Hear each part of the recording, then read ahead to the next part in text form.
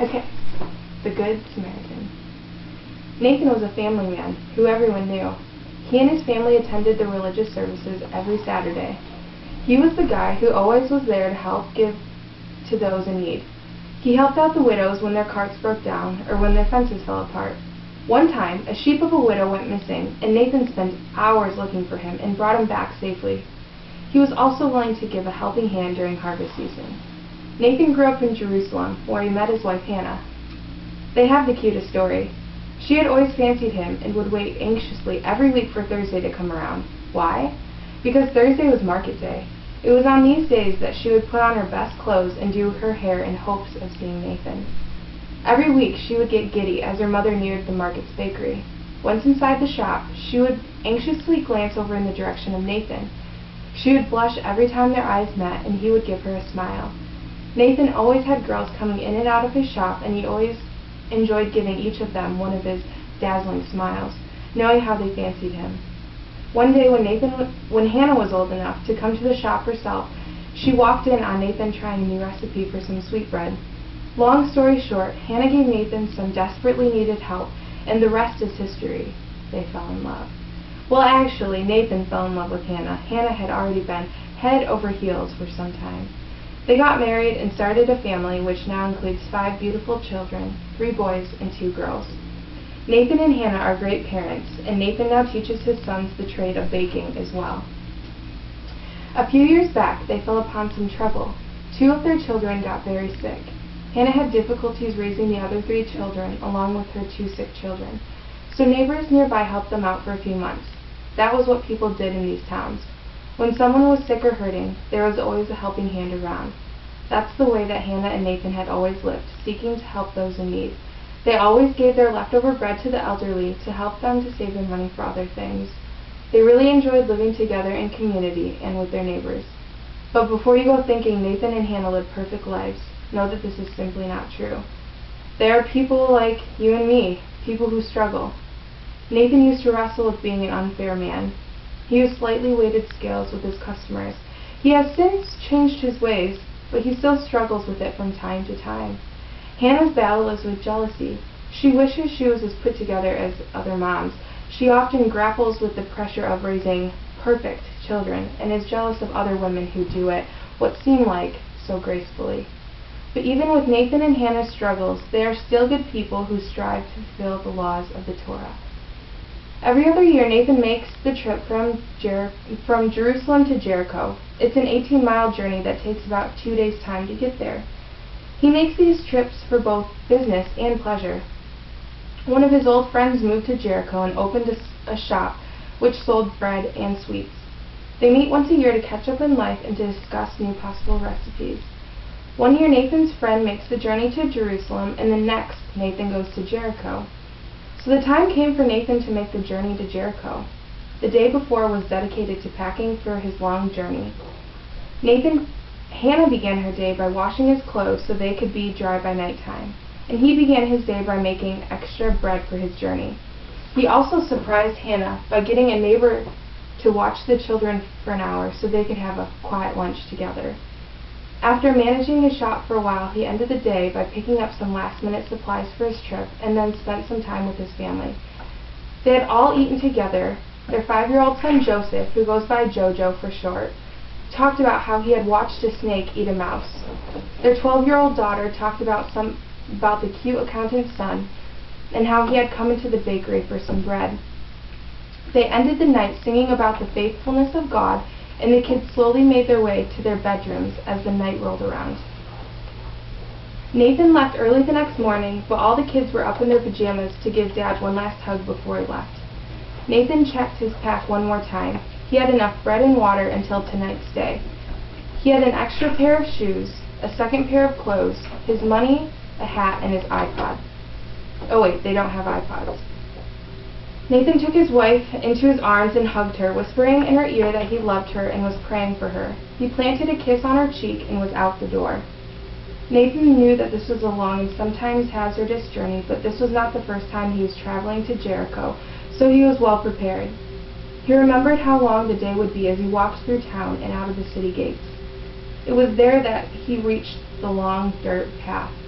Nathan picked out a few rocks and for a while would kick them ahead of him.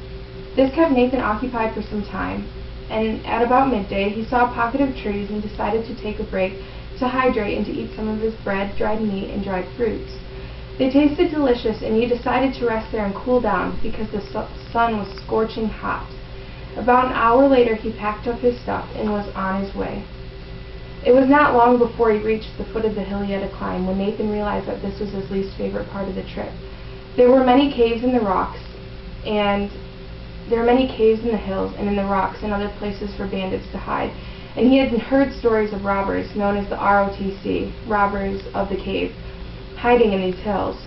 The rumor was that they would come out of their hiding places, beat strangers up, and leave them for dead, but he knew that this was the only way to Jericho, so he began the incline. He tried not to think of the possible dangers that could await him, so instead he thought of his beautiful family. He thought about how his eldest son was growing up, and before he knew it would be married and a dad himself. He thought about his little boy and how full of life he was, always so curious. All of a sudden Nathan felt a sudden jolt and was knocked down hard to the ground. A person was on top of him, and before Nathan could wrap his brain around what was happening, he was hit so hard that he was almost knocked unconscious. Pinned to the ground, unable to open his eyes, he felt his bag being ripped from his body. He took another blow to the head and blacked out. Hours, maybe even days, later he woke up shivering. He could not manage to open his eyes, and as he tried to move his arms to touch his face, intense pain ripped through his body, almost causing him to black out again. With the way the wind felt against his skin, he knew he had little, if any, clothes on. He remembered being slammed to the ground by a man. He must have been beaten up bad. He began to drift off again because of the pain. His only hope was that someone would find him, and soon.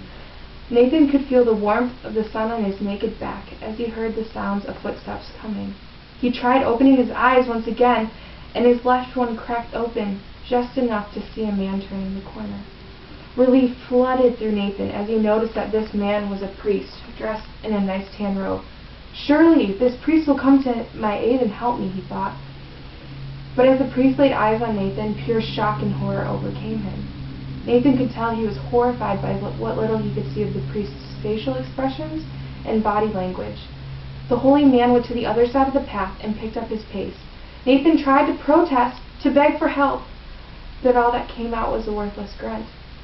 Well, how long had it been since he drank water? His body must be severely dehydrated. His throat was sore from the dryness of the sand. His hopeless moaning would no longer be in hearing distance of the priest. Nathan was overwhelmed with despair. How much longer would his body be able to go without water? And then an image of his wife popped into his head. Grief enveloped Nathan. How long would it be before Hannah knew something went wrong? When would she get the news that her husband had been beaten? How would she raise 5 children and not go hungry without him? Images of his family going on without him played over and over in his head. He started to lose consciousness again and drifted off into sleep. Nathan awoke by a slight pressure on his leg. He forced his eyes open to see a man dressed like a Levite gently kicking him. Shock filled the Levite's eyes as he realized this man was alive. Nathan tried to muster up a hopeful smile as he was sure this man would get him some help, but the Levite slowly backed away from Nathan. Nathan managed to groan out, "Water, please?" But the Levite slowly shook his head from side to side, turned away, and walked briskly around the bend. Nathan tried to croak out a helpless, "Come back," but all that came out was a mumble. Nathan could now move a little more than the previous time he awoke. He moved his head to see that many parts of his body had caked on blood, and though it hurt to do so, he managed to move his toes a little bit. But altogether he was beat up to the point that he could not get himself up. He was weak from the loss of blood and had no food or water to give him strength. His mind drifted off into hopes and dreams that he would never accomplish. He tried not to think of the family he was leaving behind. Out of hopelessness he lay there, staring off into the sky, praying for anything but this present state of being. After what seemed like an eternity in the hot sun, he thought he had heard footsteps once again. It must have been his imaginations. The hallucinations must be starting. But the footsteps seemed to be getting louder and louder. A small sliver of hope ran through his mind. Maybe someone is coming. Maybe someone will help me. As his anticipation built, a person came around the corner. This man looked like a Samaritan and was leading a donkey behind him. All hope disappeared out of Nathan. Out of all people who could come by his way, it had to be a Samaritan. Samaritans did not help Jews, and Nathan slumped down into the dirt, feeling no sense of comfort. But then Nathan heard the sound of the Samaritan's footsteps getting quicker and more frantic. What is going on, he thought. Was he getting robbed like I had been? No sooner had these thoughts ran through his head than he felt a gentle tap on his shoulder. Who did this to you? Asked the Samaritan. How long have you been here? Why has no one helped you out? Nathan tried to reply, but his mouth was so dry he couldn't get much more out than a desperate moan. The Samaritan immediately got up. He went to his donkey and got one of his skins of water, and he hurried back and let the water trickle into Nathan's mouth. The water almost hurt his throat as it cleared out the dust and dirt that had settled there. The Samaritan continued to pour little amounts of water into Nathan's mouth until he was able to manage a thank you. The Samaritan got up, walked to his donkey, and grabbed a tunic, a bottle of oil, and a skin of wine. As the Samaritan walked back toward Nathan, he started ripping the tunic apart. When he got to Nathan, he asked, "What hurts most?" The Samaritan then used the oil and wine to wash off the excess mud and the tunic to bandage his wounds. He would pause from time to time to give Nathan little sips of water as well. Nathan was in a tornado of emotions, overwhelmed at this man's generosity and gentleness. A peace had stirred in him, and he knew he was going to be taken care of. A joy beyond all measure filled his heart as he knew he would be reunited with his family, and a conviction so deep in him he did not know what to do. A Samaritan. The person he had judged his whole life was the person who saved him. Conviction flooded Nathan as he knew his beliefs were going to have to change. The Samaritan was gentle but swift in bandaging up Nathan. He then helped him stand to his feet. Nathan felt incredibly dizzy, but the Samaritan was there supporting him, so he did not fall. He slowly led him toward his donkey. All of the muscles ached inside of him, and the scabs that had started to form across his knee were cracking open as he made each step. He tried not to show his intense pain, but he could not help to let out whimpers of pain. When Nathan got to the donkey, he used it to support himself somehow, in some way. Between the Samaritan, the donkey, and God himself, Nathan found himself sitting on top of the donkey, holding its neck to keep him from falling. Every part of Nathan hurt, and he continued to feel dizzy and nauseous, but he knew beyond the shadow of a doubt that this Samaritan had saved his life. He was going to be okay. The Samaritan gently led the donkey up the hill in the direction of Jericho. Nathan knew that they would soon be approaching a town called Meladomi, a short walk from where they were at. Nathan was exhausted from the events of the day. He also was speechless at this man's generosity.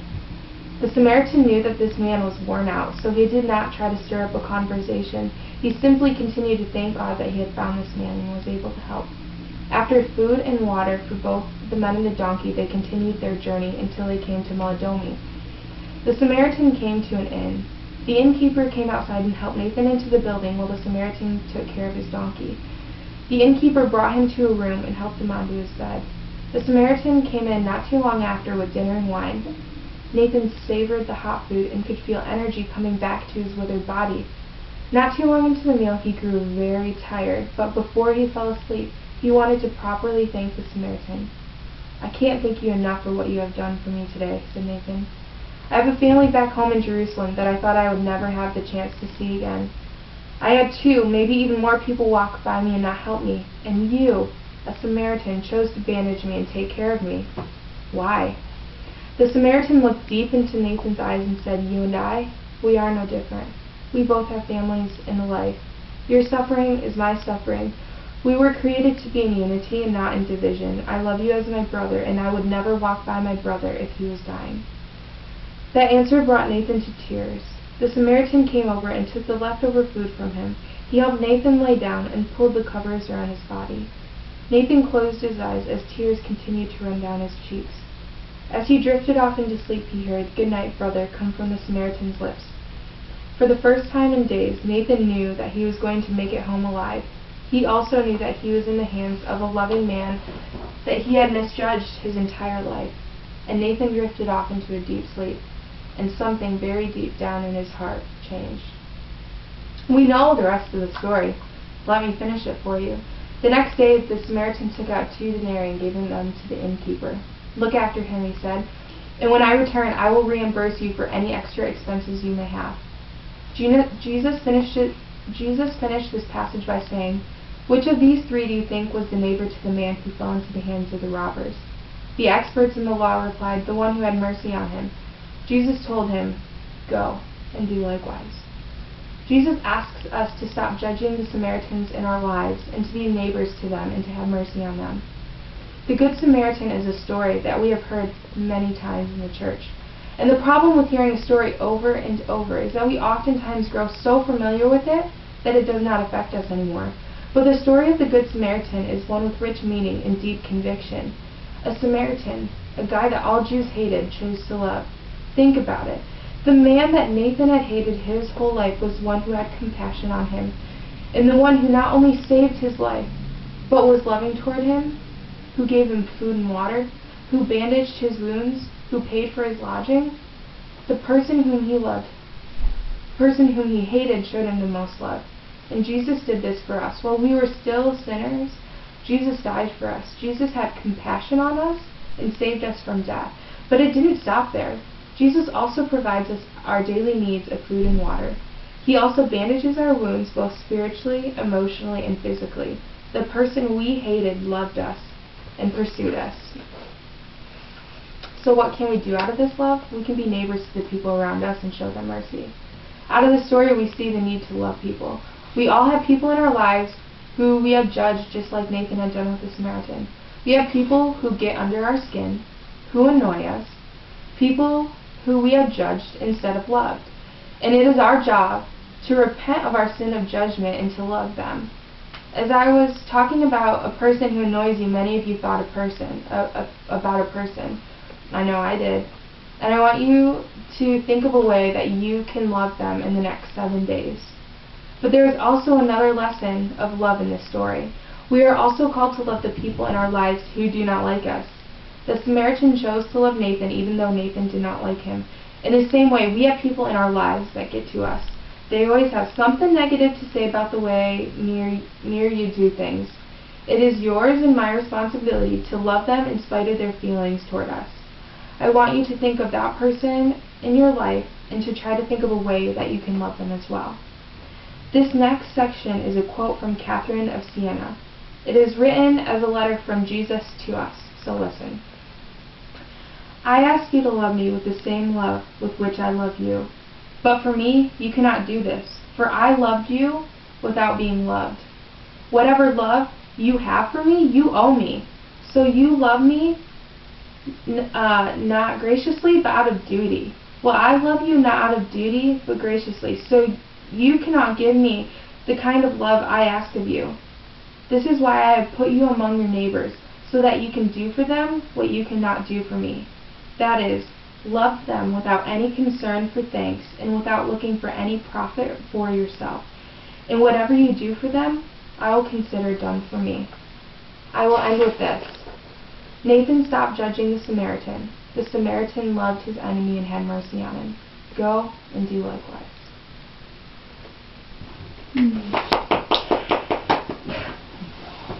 I know it's long. I liked it. It was a modern twist on the Good Samaritan, and I think it helps to make it relevant to today's time. I think my favorite part was at the end when you were talking about there's someone in your mind that you're thinking of when I said that's annoying, and someone that you don't want to be around. I was like, whoop, I got about 4 or 5. Right? And it's like pick a way to love them in the next 7 days. I was like, oh dang, I shouldn't have thought of them. But I know, right? When I was like, okay, so dang it, now I got to go love them. Not like if I was giving a sermon, I would have paused in a given moment to reflect on that. Oh yeah. But with only 2 people, I was like, that'd be awkward. Sure. Yeah. Think about this. I'm just kidding. Yeah, those are probably my 2 favorite parts. Yeah. I think as far as like giving speeches, I think because you had 2 people, was different. Because I've seen you speak before, and it's different. Yeah. As far as like eye contact and pauses for dramatic effect, I guess. Yeah. Those are the only 2 things that I could think of that were like constructive criticism. Yeah. But everything else went right smoothly. I really liked it. I especially liked that you included that quote at the end, because that's like one of my favorite quotes in the whole wide world. And I felt like that sums up really well. And like the end of it, kind of like the way that Jesus ended his Good Samaritan story, like go do likewise. That was really good. Yeah. Yeah, I liked it. I did too. It does much. Yeah, I was actually really impressed at like writing. Like, you're a really good writer. You could write like fiction. That's what I was thinking too. Really? Like for real, that was really good. It like pulled me in. Yeah, like you should think about writing like stories and stuff. Do like allegories. Because it was good. That's from when he was writing minor. I was thinking, I'm like, dang, how long did it take her to do that? Because I can't do I know. it. I mean, I was like, wait a minute, where did she wrote this? That was awesome. I think it's been fun also. Then I started working on it from spring break. Oh, that was okay. Literally. I had 3 people edit it. That's what it takes to be a good writer, though. Edit and other people. Oh, I don't on the patience. I can write. It's just I get really like impatient with getting it all perfect. But, Me too. yeah. But it definitely shows the time you put into it.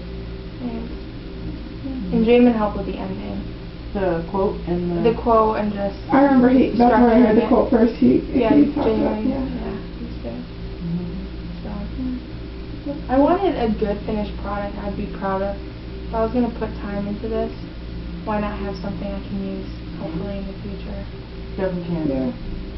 Okay. You can even like, I'm hoping you could like publish that, because because you're reading it and you know like, you can read it. And it could be a story that you take with you where you go. It could be do mission work or whatever. That could be something you just have. And even if you were to, I don't know if you could memorize like 3 or 4 of them and just have them to pull out. And even if you just did spoken words like that, you know what I mean? It doesn't have to be verbatim that you memorize word for word, but you have memorized stories like that. It affects people when you go places. I probably could have memorized it, but after putting in all this work, I was not about to like spend 3 or 4 hours memorizing this. 3 or 4 hours? That would took me like 4 to 5. Well, I wrote the story. Yeah. So it wouldn't take me. You know what I'm saying? I wrote it. I would just have to memorize the way in which I wrote it. I just wasn't interested in that. You want me to? Yeah, you can stop it.